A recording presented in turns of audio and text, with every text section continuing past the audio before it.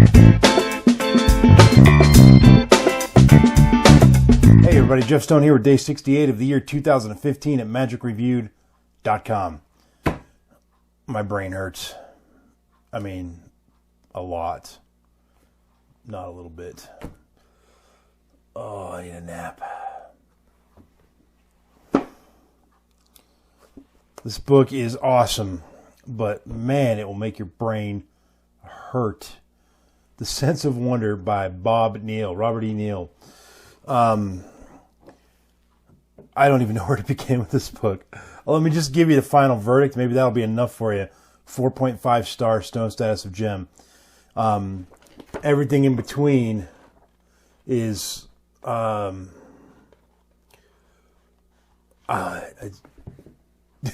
just am speechless. I attempted to write up a review on this. It's really hard to review this kind of a book. So basically the book is about wonder, and I mean it is about wonder. Everything you could possibly imagine about wonder. Like you might be wondering what that is. You're going to be seeing that for the next few days. My daughter scratched my face this morning on accident. She said it was an accident, but we'll see. Anyway, so you're going to be staring at that for a couple of days. You might be wondering why this color is called black. You might be wondering what my middle name is. You might be wondering why the grass is green, the sky is blue, why water tastes so delicious on a hot summer day. And I know it's the middle of winter, supposedly, but in Utah, we have not had a winter. You might be wondering why I'm rambling. You might be wondering about where all the unicorns went. Everything you could possibly imagine about wonder is in this book. It's 4 chapters long, and it covers the many worlds of wonder: the incredulous world, the ironic world, the occult world, the sentimental world, the word world. And then in that section of the book, there are 9 effects that relate to those various subjects. You'll learn about what wonder is, where wonder is directed, the different stages of wonder. And in that section, you'll find 5 effects. The mysteries of enchantment, enchantment and disenchantment, traditional enchantment, contemporary enchantment, mystery, which is something Bob Neale doesn't like. Mystery. That in and of itself is a mystery. It's all about the self-referential, self-referencing references, right, in this book. And in case you're wondering, no, I haven't moved to Colorado. I'm still in Utah. Some of you will get that joke. It's just regular Jeff here, I promise. You'll learn about epiphany, and you also learn 5 effects there that relate to those various subjects. There's a chapter called Wonderwork where we discuss magic as trivial, magic as re-enchantment, magic as education, wonder performance, and a cautionary wonder. And there are 12 effects that relate to those subjects. So the effects range from simple stories that don't require any props. They're just stories, and I almost wouldn't even call them effects. They're just little things to kind of make you go, ooh, that's weird. Things to make your audience wonder. Then there are other ones that require like you to make these little weird props. Sorry, need more water, guys. There are others that require you to make little weird props that are seem impossible. There's sort of topological effects in there. There's some card effects. Just all kinds of different things. But they're all themed or have a premise related to one of the subjects in the book, which I named off a majority of the subjects in here. You'll find, let me see if I can find it when I flip through the pages here. There's religious effects. There's effects about Satan. There's effects sort of about the occult. There's this cool little thing here where you've got a camel actually literally through the eye of a needle there. And that's sort of more like a little puzzle kind of a thing, or an impossible object. So lots of little folding paper things. There's, just on and on and on and on. There's so many different crazy things in here. That's why I say it's really hard to review something like this. You get this weird, never-ending story thing here that's kind of weird and tricky and clever, and that I didn't fully understand. And that was the one thing I was going to tell you. There was some stuff in there I just didn't understand. I mean, it was just above my head, over my head. This is certainly the kind of book that you probably will have to read more than once.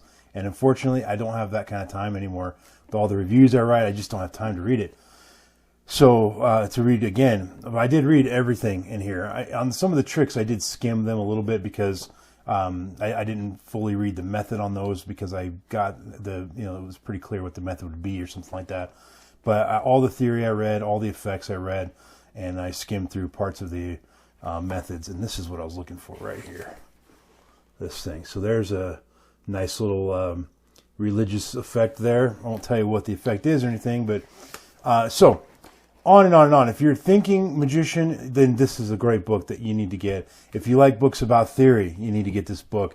If you like different wacky and left of center, weird, bizarre, and I don't mean bizarre in the traditional magic bizarre sense, but just bizarre as in weird type of effects, you'll like this book. If you're looking for ideas to inspire your presentation, or to help you come up with presentational ideas, you'll like this book. If you like to think about magic and dig deep, and I'm talking deep, and I mean, some of it might even be a little too deep. It just goes deep into, you start with some broad subject, and then he drills down, and then drills down, and then drills down, and you can't see my hands, but they're getting lower and lower and lower, and we're drilling down, and we're drilling down, and we're drilling down. So this book, in some places it drove me crazy, other places it made me laugh, other places it made me wonder. It made me frustrated. It made me giddy. It made me every range of emotion you could possibly think of, I dealt with as I read through this book. Some of it I just felt stupid because it's relatively intellectual. The language in some parts is a little bit more intellectual than my small brain can handle. Before I started reading Bob Neale's work, I thought I was a smart guy. I realized that maybe I'm still smart, but then Bob Neale is something else entirely. I look at his stuff and I just go, wow, that guy has got a big brain and a beautiful brain. And I love what goes on in that brain of his, and I love reading about it, and I love when it rubs me the wrong way and when it rubs me the right way. It gets me to think, which is a critical thing these days in any subject, but particularly in magic. I've just seen one too many magicians that don't think enough about their magic. And so, for all those reasons and more, I'm highly recommending you check this out. It's $30, The Sense of Wonder. It's written by a brilliant man about a brilliant subject that I think we all should think about. But if you're not interested in wonder and you're not interested in diving deep into the theories and that kind of stuff, then you won't really enjoy this book, so skip it. But if you like to think about your magic and you like to improve your magic and you like to be inspired by other people and their thinking about magic, then get it, folks. 4.5 stars, stone status of gem. Now it's time for you to like this video, subscribe to my channel, share it out to all your social places, and listen to the random iTunes song of the moment, which is Fancy by Reba McEntire. This is not exactly the most appropriate song, we'll say.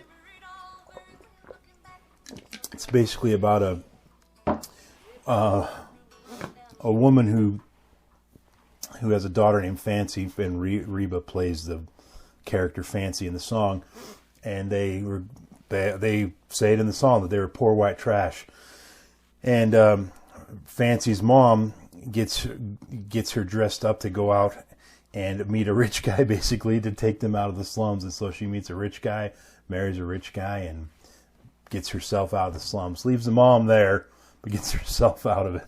Anyway, only in country music, folks. Only in country music.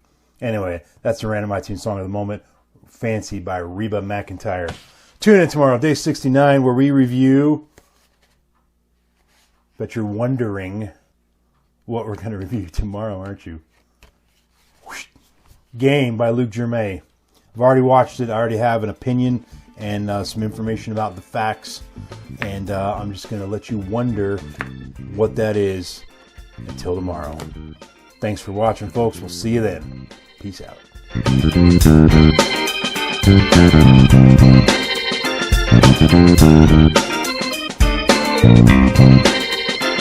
Thank you.